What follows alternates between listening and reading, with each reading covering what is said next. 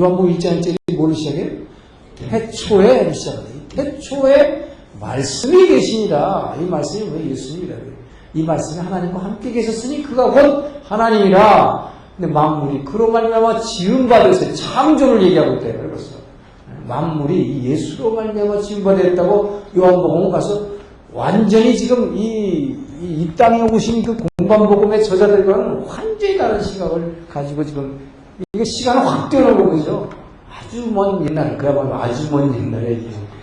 그래서 요한복음에 보면 뭐라고 나옵니까? 요한복음에 보면은 바리새인들하고 막 이렇게 변론하고 있는데 예수님이 그러세요. 내가 아브라함보다 먼저 난 자라. 그랬더니 바리새인이 뭐래요? 아니 네가 나이가 지금 40도 안 됐는데 아브라함이 언제 있었던데 뭐 2000년 전의 사람인데 네가 아브라함보다 먼저 났다고? 그러잖아요. 그때 예수님이 뭐라 그래요? 아브라함은 나의 때 볼 것을 기뻐하면서 기다렸는데 그는 보았느니라. 기가 막힌 말을 하죠. 그러니까 이 사람들이 이게 무슨 소리인지 알 수가 없죠. 이게 바로 이제 이 히브리서에 나오는 이 멜기세덱이에요. 멜기세덱. 아브라함이 뭐예요? 아브라함이 창세기 보면 우리 이제 나중에 보겠지만은 북방 왕들을 갖다가 추격해갖고 쳐부시고 롯을 구해서 돌아왔을 때 멜기세덱이라고 하는 이 뭐예요? 살렘 왕이 떡과 포도주를 줬다 그랬어요. 그렇죠? 떡과 포도주를 줬고 그랬더니 아브라함은 11조를 그에게 드렸다. 그 히브리서에서 뭐라고 얘기하냐면 11조를 드렸다 하면 뭐예요? 자기보다 윗사람에게 드렸다 함이 아니냐. 근데 보통 11조라는 게 원래 누구한테 줘요?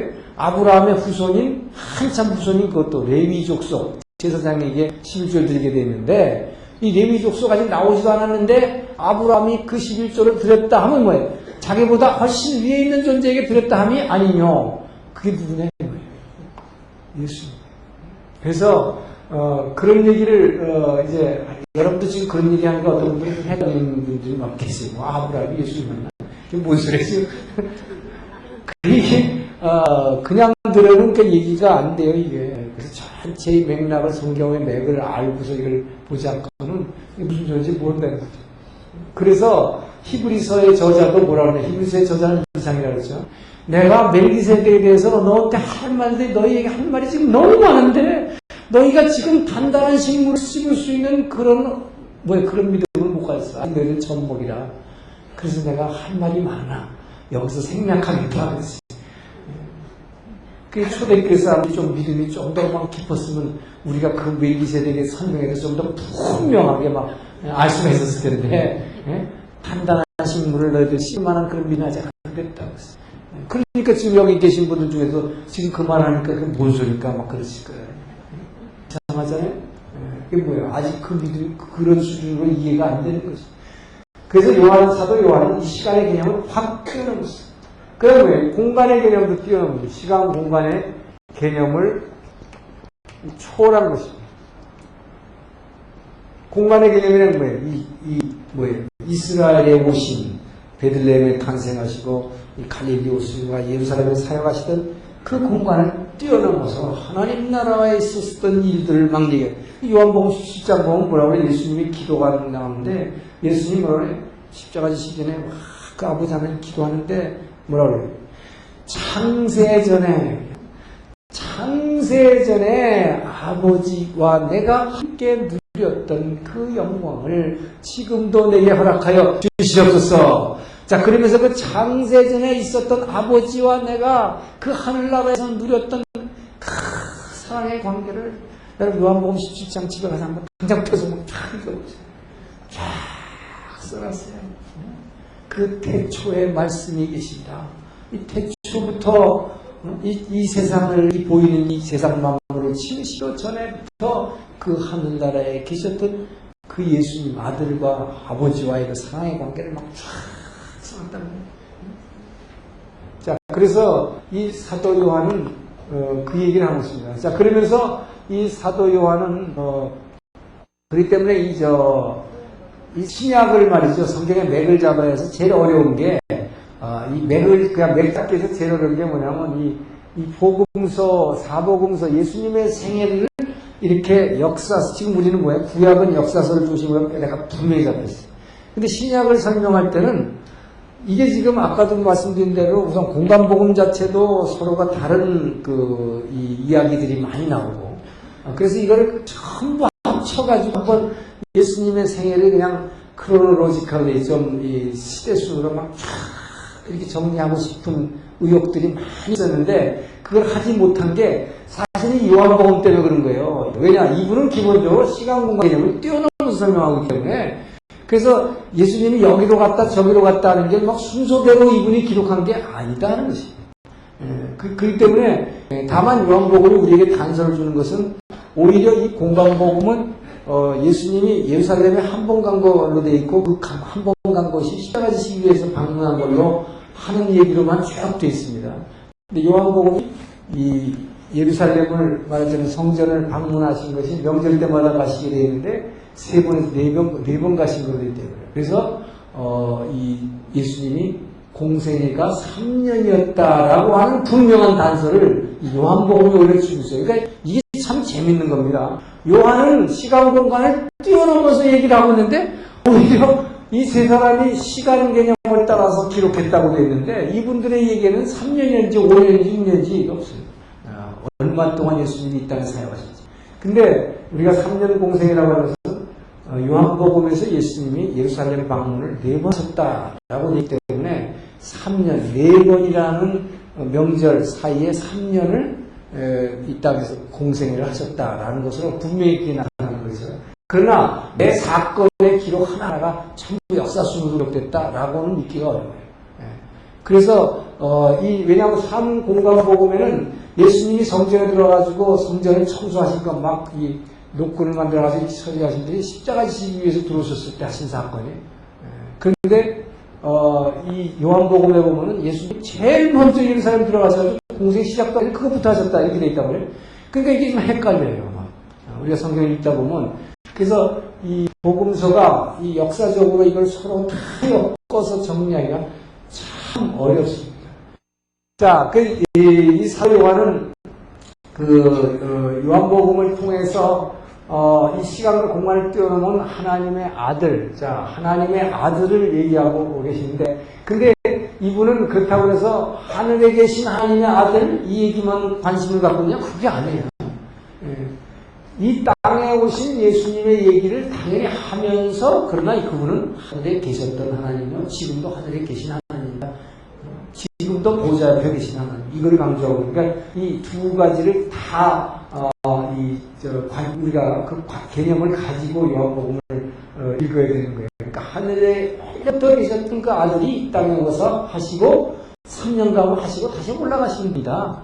그 얘기를 하고 있어요. 그래서 하늘과 땅을 어떤 식으로라도 하늘과 땅을 연결해야 되는데, 이 하늘과 땅의 중보자가 필요했는데, 하늘과 땅의 이 경계를 넘는 것은 죽음이 경계를 넘을 수 없기 때문에 그 죽음의 경계를 그 하늘의 아버지와 영원전부터 함께 영화를 나누셨던 그분을 죽음이라는 관문을 통해서 이 경계를 뚫게 하셨다라고 하는 그 위대한 놀라운 얘기를 하고 있는 거예요.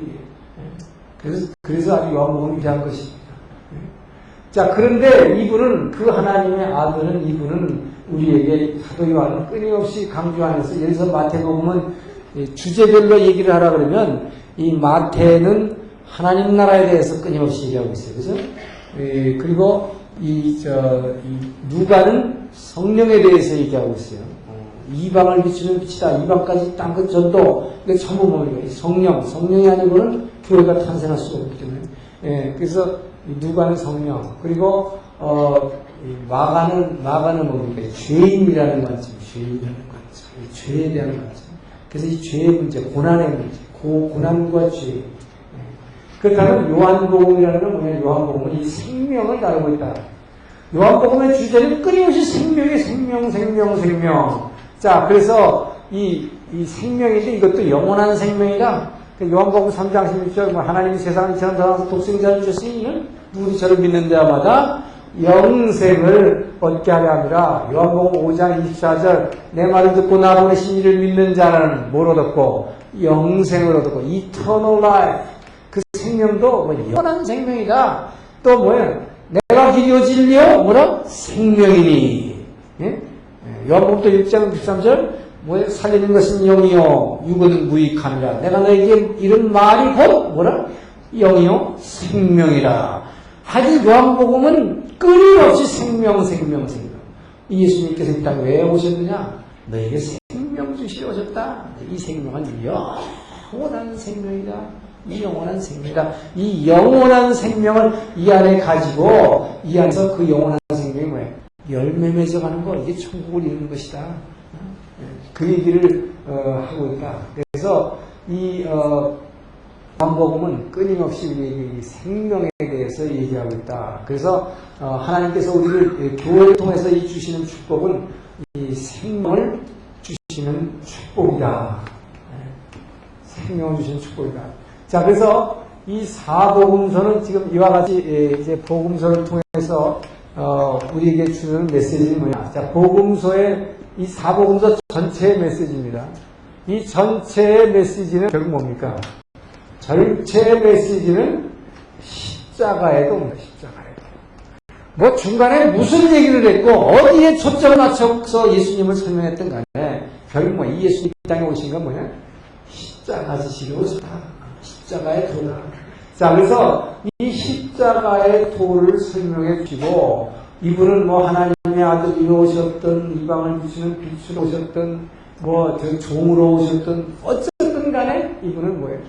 생명으로 오셨던 뭐 십자가 지신 것이다. 십자가 사랑입니다. 이 십자가인데 바로 이 십자가라고 하는 것. 그렇기 때문에 우리는 뭐 이 성도들은 이 십자가 지라고 하는 것이에요. 이 성도들이 십자가 지라고 하는 것. 자, 그 얘기를 이제 뒤에서 이 복음서는 이걸로 예수님의 뭐라고 했어요? 예수님의 삶을, 예수님의 사랑을, 하나님의 사랑을 디스크라이브 해주는 게 복음서라고 했어요. 이렇게 설명해서 사랑이라는 건 이런 거다. 하나님 사랑이 이런 거다. 자, 그러니 이제 그 뒤에 나오는 이 사도행전까지 아까 이 사도행전 잠깐 뭐 더 저기 하면 사도행전은 아까 누가가 쓴 사도행전 기본적으로 이 주제가 성령이죠. 결국 예수님 십자가에 부활, 죽으시고 부활하신 것까지가 성서가 다 거기까지 쓰고 있어요. 예, 그런데 누가는 부활하셔가지고 숨찬 것까지 썼어요. 누가 보면 끝에다가. 그래 놓고 다시 사도행전을 쓰면서 이 데오빌러 각하여, 내가 요전에 쓴 편지에서 예수님이 죽으시고 부활했는데 그분은 다른 세 사람은 안 썼지만 하늘로 올라가라고 얘기했습니다. 요 얘기부터 다시 하겠습니다. 그러면서 사도행전을 시작한 거예요.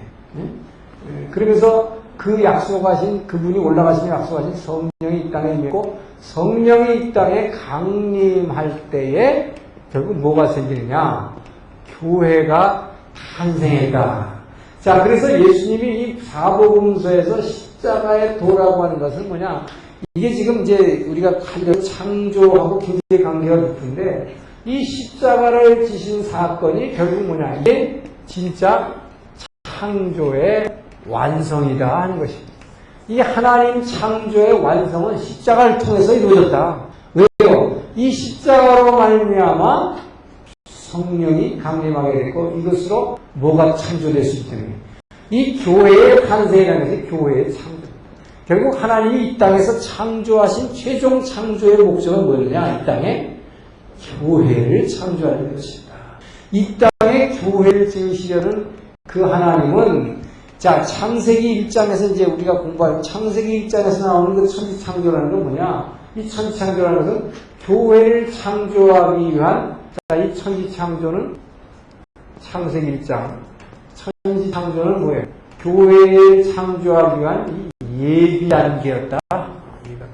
자, 교회가 나오려면 뭐가 있어야 돼요? 성도가 있어야 되고, 이 성도가 나오려면 뭐가 있어요? 사람들이 있어야 되고, 이 사람들이 나오려면 뭐예요?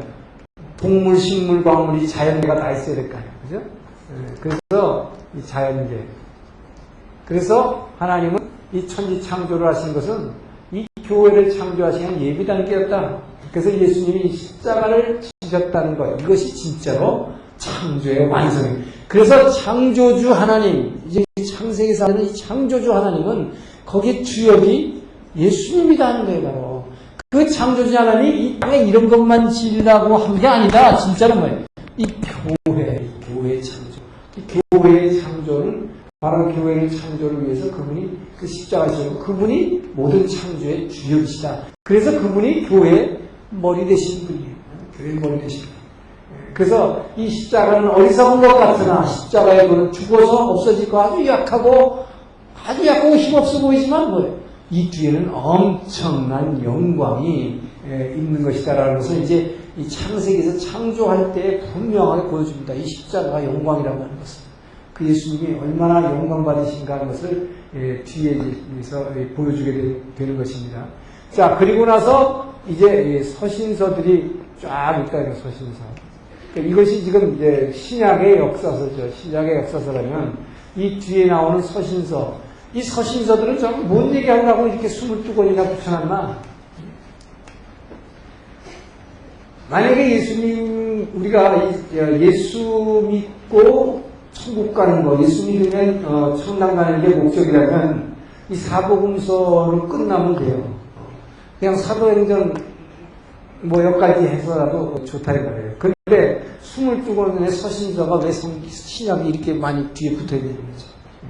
자, 이 서신서는 전부 뭐냐? 앞에서 사복음서에서 지난번에 이제 예수의 모습을 그려준 다음에 뭐예요? 예수 형상 뭐하라?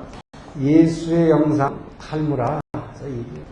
예수의 형상 닮아서 변하라. 이 얘기하고 있는 겁니다. 그렇기 때문에 전부 누구에게 보낸다? 예수 안 믿는 사람들한테 예수 믿고 구원받으시오 라는 편지가 아니다 이 말이죠. 이것은 예수 믿고 구원받은 교회와 목사님들과 성도들에게 뭐예요? 너희가 예수 믿고 예수님이 십자가 지시고 구원하셔서 교회를 세운 것은 뭐하라고? 이제부터 예수 형상 닮아서 변하는 것이다. 자, 그래서 이 서신서에 나오는 이 주요 카피는 전부 그 얘기를 하고 있어요. 대표적인 예를 들어서 로마서 8장 13절 육신대로 살면 반드시 죽을 것이오래. 이게 뭐예요? 예수 안 믿는 사람한테 이게 로마 교인들에게 육신대로 너희들 예수 믿고 구원받았던 사람들 너희들 신이 원하는 대로 제 정욕을 따라가면 이게 뭐예요? 구약의 이스라엘 백성들이 바알신앙 따라가는 거란 말이에요. 예수 믿으면서도 육신대로 따라가는 사람은 얼마나 많아요. 육신대로 살면 반드시 죽을 것이로되 영으로 몸의 행실을 죽이면 뭐라 살리라. 영으로 뭐라 하라고 해서 몸의 행실을 죽이면 몸의 행실을 절대로 내가 생각해서 죽이지는 거 아니다. 뭘로? 성령으로 말미암아 몸의 행실이 죽여지지 않고는 절대 구원 받을 수 없다. 이 구원이 이루어지지 않는다 이 말이에요. 그래서 지금 이런 얘기를 서신서들은 전부 일관되게 이런 얘기를 다 하고 있어요. 이 구절이 너무 많지만, 자, 예를 들어서 갈라디아 5장 13절, 보면, 뭡니까? 형제들아, 너희가 자유함을 위해서 부르심을 받았으나, 이 자유로 육체의 기회를 삼지 말고, 자, 여기 굉장히 중요합니다. 이 우리가 죄에서 자유를 얻게 하면 보혈의 능력 주의 보혈 십자가. 자, 그래서 예수 십자가 보혈로 말미암아 죄에서 자유하면 돼. 근데 갈라디아서에서 뭐라고 그러냐? 형제들아, 성도들에게 얘기하는 거예요. 성도들아, 너희가 죄에서 자유함 주신 이거를 너희들은 이 자유함을 가지고 너희들 육체의 기회를 삼으라고 준 거 아니다. 자, 그런데 제가 바로 생명형 크리스찬에 고백한 게 그거예요. 제가 모태신앙으로서 교회 쭉 42년 동안 다니면서 집사로 됐지만, 저는 이걸 몰랐다 이거예요. 형제들아, 너희가 자유함을 위해서 부르심을 받았다. 이 자유를 육체의 기회를 삼지 말라고 하는데, 저는 이것을 가지고 육체의 기회를 삼았단 말이에요. 어렸을 때부터 배운 모태신앙의 유산이 집에 오면 매일 술 퍼먹고 무슨 죄였단 말이에요. 무릎 꿇고 기도하는 건데, 그 기도 내용이 뭐였겠어요? 제가 뭐 기도했겠어요? 오늘도 죄 졌으니까 또 용서해 주십시오. 자, 이러니까 죄에서 자유함 받았어요. 근데 이 자유함 받고 그 다음날 아주 자유로우니까 또 자유롭게 죄를 너무 쉽게 질 수 있다는 거예요. 이 예수 믿으면서 이런 사람들이 얼마나 많아요. 그 예수의 피가 그러라고 너희 형제들아 자유함을 주셨으니 자유함을 위해서 너희가 부름받았는데 하나님의 자유로 이것이 너희를 육체의 기회를 삼으라고 준 게 아니다. 뭐냐? 오히려 사랑으로 서로 종노릇하라고 내가 주고 사랑으로 서로 종노릇 서로 섬기라고 내가 자유함 준 것이다. 왜요?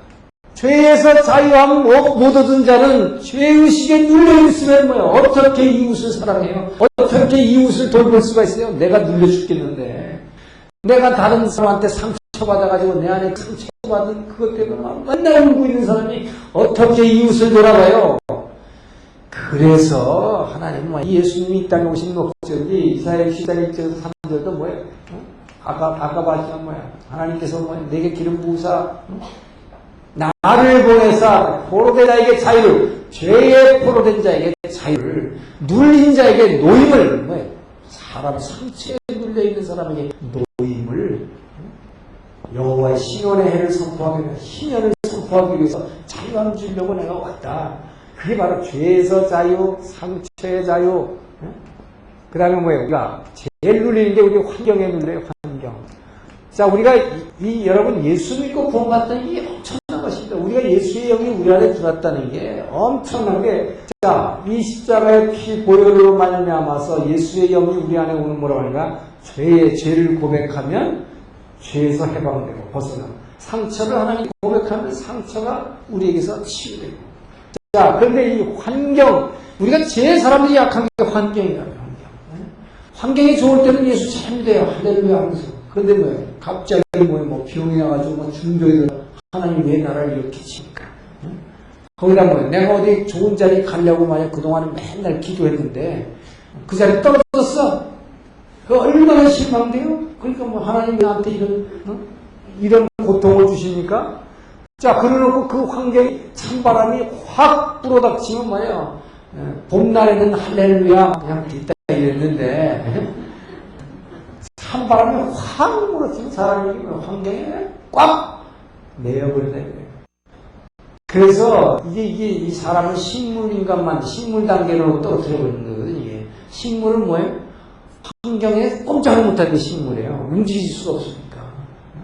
그 사람은 식물 만들고 그래서 환경에 꼼짝 못하게 하는 게 식물 단계고, 사람은 뭐예요? 먹고 마시고 싸는 데 관심 갖게 하는 게 동물 단계거든요.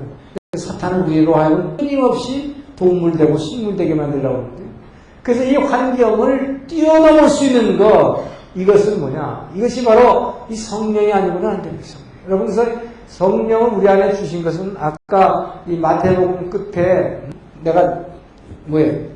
땅 끝, 아니면 이 땅 마지막 날까지 너희와 영원히 함께 있으리라. 이 영원히 함께 있으리라 라고 약속하신 것은 성령으로 함께 계시겠다고 약속하셨다고 했죠. 바로 이 성령으로 우리 안에, 그래서 지금 여기서도 보면 이 서신서가 전부 뭐냐, 이 서신서는 이 육에 속한 성도냐 영에 속한 성도냐 이걸 얘기하고 있어요. 육에 속한 성도냐, 그러니까 이게 전부 예수 믿는 성도들에게 보낸 편지다. 여러분, 굉장히 중요한 거예요. 예수 믿는 사람들에게 육에 속한 성도들이 있다. 그러니까 너희들은 뭐예요? 육신대로 살면 성령 죽으리니 뭐예요? 영으로 원시를 죽이면 살리라. 영에 속한 성도 되라 이거예요. 그래서 예수 믿는다고 하면서 육이 시키는 대로 따라다니는 거, 이건 말짱 않고 이거 열매 맺지도 못할 뿐만 아니라 죽는다는 거예요. 죽는다고 했어요. 영에 속한 성도 되라. 자, 그 얘기하고 있다. 그래서 성령의 인도하심을 받을 때 우리가 비로소 뭐를 이겨냈느냐? 환경을 뛰어넘을 수 있는 거예요. 그래서 이게 빌립보 4장 7절 말씀, 제가 전에 말씀드렸는지 모르지만, 제가 제네바 있을 때, 그때 이제 예수 이제 제대로 막 믿겠다고, 이제 여기서 과장 끝내고, 술 끊고, 담배 끊고, 술 완전히 못 끊었지만, 어쨌든, 그리고 제네바. 왜냐하면요, 그래도 내가 뭐 술집에 다니면서 일부러 술 먹는 거는 끊었지만, 그래도 직업상 뭐, 디너 하는데 와인 한 잔 이것도 못하면 저는 외교관 쫓겨나는 줄 알고, 그거는 끊으면 안 되겠다고 생각했어요. 그리고 뭐, 운동하고 나서 맥주 한 잔 마시고, 다른 사람들도 오더라고요. 성경에 술 취하지 말라고 그랬지, 술 먹지 말라는 거 어딨냐고. 근데요, 제가 이 성경의 맥을 공부하고 보니까, 성경에 술 먹지 말라고 그랬더라고요. 사람들이 그 구절을 몰라가지고 성경에 술 먹지 말라는 구절 어디냐고 그래. 술 먹지 말라는 구절 분명히 있어요. 시편에도 있지만 하박국 2장 5절 보면 술을 즐기지 말라. 술을 즐기지 말라. 이런 자들은, 술을 즐기는 자들, 이런 자들은 반드시 멸망할 것이라고 하는 것을 아주 구체적으로 써놨어요. 아주 그 심판을 막 자세히 써놨어요. 이런 자들은, 악한 자들의 표적이 술을 즐기는 자들. 술 즐긴다는 게 뭐야? 그 술 한 잔에 술 즐기는 게 뭐예요? 한 잔, 두 잔 하다 보니까 술이 술 먹더라, 이 말이에요. 저도 그래서 술꾼이 되어버렸는데. 그래 놓고 더군다나 하박국 2장 15절 보니까 뭐라고 되냐? 한국 사람들 잘 알아. 술을 남에게 권하지 말라. 한국 사람들은 무조건 먹고 싶은데도 왜 이렇게 먹여? 술을 먹이는 자는 심판받는다고 써있어요. 여보세요? 술을 먹이는 자는 그 사람의 하체를 드러내게 하는 자라고 했어요. 분명합니다, 이것은. 술 먹이면 어떻게 돼? 사람들이 남 술 먹이는 이유가 뭔데? 이 남자들이 아주 나쁜 마음을 가진 남자들이 여자 만나면 술 먹이려고 그래. 그게 뭐 거기 써있는데, 하박국 2장 15절이 그거 얘기해요. 하체를 드러내기 위함이라 그랬어요. 그런 자는 심판을 받으리라. 모르면 그렇게 한다는 말이죠. 근데 예수 믿는다고 그러면서도 뭐예요? 유기 시키는 대로 막 따라가려고 성경 구절까지도 막 갖다 성경에 그런 얘기 없다. 막 그런 식으로 해가면서. 분명히 그렇지 않다. 그 영에 속한 성도들아. 성령의 인도하심을 받으려면 어떻게 돼? 기도하지 않으면 성령의 인도하심을 받을 수 없다. 말씀만 가지고는 안 된다. 말씀만 가지고. 제가 이제 나중에 이 창조론을 할 때는 이제 이게 기도에 대해서 나올 때는 그때가 설명하겠지만, 이 성령이 안에서 역사하게 하려면 기도하지 않으면 안 돼. 이 성경 말씀에서 이렇게 배우기만 해갖고 안 된다. 그래서 제가 그렇게 끊임없이 기도를 강조하는데, 어쨌든. 그래서 우리가 기도 생활할 때에 날마다 새벽을 깨우고 기도하는 자에게 성령이 내 안에서 뭉클뭉클 그 보이지 않는 하나님의 사랑을 이 안에서 막 전달하기 시작할 때에 뭐예요? 나도 모르게 이 육을 즐기던 것들이 점점 나도 모르게 끊어져 가는 거지. 내가 작심하고 끊으려고 해서 끊어지는 거 아니에요.